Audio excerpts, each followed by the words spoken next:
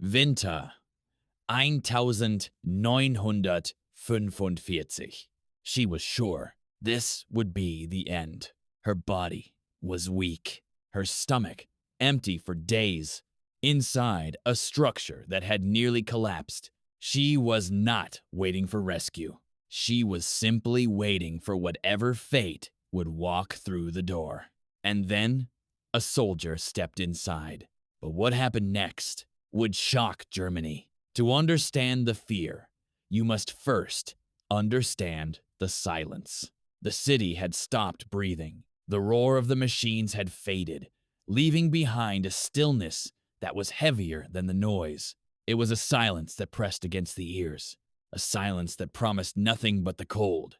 The temperature had dropped far below freezing. The cold was not just weather.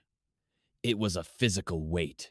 It seeped through the cracks in the walls, through the thin layers of torn fabric, settling deep into the bones.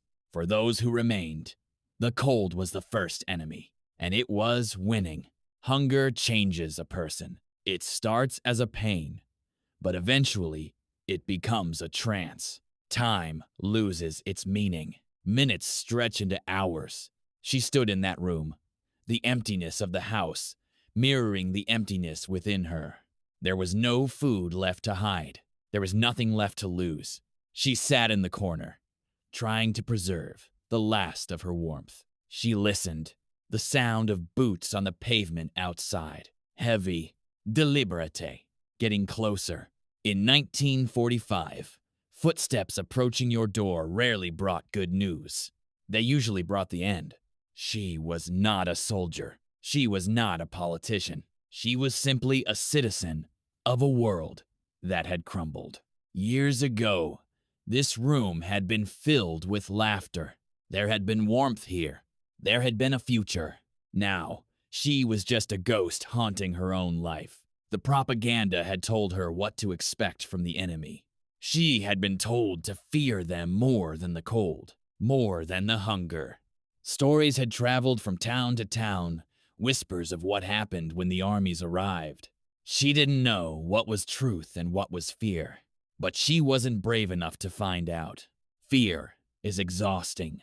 To live in constant terror is to slowly erode the soul. She had spent weeks hiding, moving from shadow to shadow, but there is only so long a human can run. Eventually, the body gives up. Eventually, you just stop. The footsteps stopped. Right outside the door, her heart hammered against her ribs, a frantic rhythm in the quiet room. She held her breath. Perhaps they would move on. Perhaps she was invisible. But hope, in these times, was a dangerous thing to hold. The handle turned, slowly. It wasn't a violent entry. It was calm, and that made it terrifying. The rusty hinges groaned, a sound that seemed to echo like a scream in the silence. The barrier between her and the outside world was gone. The light from the hallway flooded in. A silhouette filled the frame, a uniform she recognized, but not one of her own. An enemy, a stranger from a land she had never seen, standing in the ruins of her home.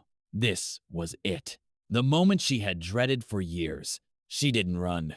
There was nowhere to go. She pressed her back against the cold plaster, her eyes wide, waiting for the command, waiting for the flash. She prepared her mind for the end, whispering a silent goodbye to the memories of a life she used to know. He stepped inside. The sound of heavy boots on broken glass was deafening. He was tall, covered in the dust of the road. He carried the equipment of war, the tools of destruction. To her, he was not a man. He was the embodiment of judgment. He looked around the room. He saw the broken furniture. He saw the empty bowl on the table. And then he looked at her. His eyes were not filled with the fire of battle. They were tired. They held the same exhaustion that she felt, the exhaustion of a world gone mad. His hand moved. He reached into his heavy coat pocket. Her breath caught in her throat. This was the moment. She closed her eyes, her body trembling uncontrollably. The silence stretched for an eternity, a second that felt like a lifetime. She heard a rustle, not the click of metal, not the sound of a weapon, but the soft sound of paper. She opened her eyes. In his hand, there was no weapon. There was bread, a simple ration, food. He held it out to her, not with aggression, but with a clumsy, quiet offering. The enemy was not bringing death. He was bringing life. For a moment, she couldn't move. Her mind couldn't process the image. It went against everything she had been told, everything she had feared. Why would he save her? Why would he waste his rations on the defeated? He saw her hesitation. He didn't speak the language, but he understood the fear. He gently placed the food on the dusty table. He didn't ask for anything. He didn't demand surrender. He simply nodded, a small, universal gesture of peace. And then he turned. He walked back toward the door, back into the cold, back into the war. He left her standing there, alive. He left her with a future. She fell to her knees. She clutched the bread to her chest as if it were gold. The tears finally came. Not tears of sorrow, but of an overwhelming, shattering relief. In the midst of absolute darkness, a stranger had lit a candle. She thought it would be the end, but it was a beginning.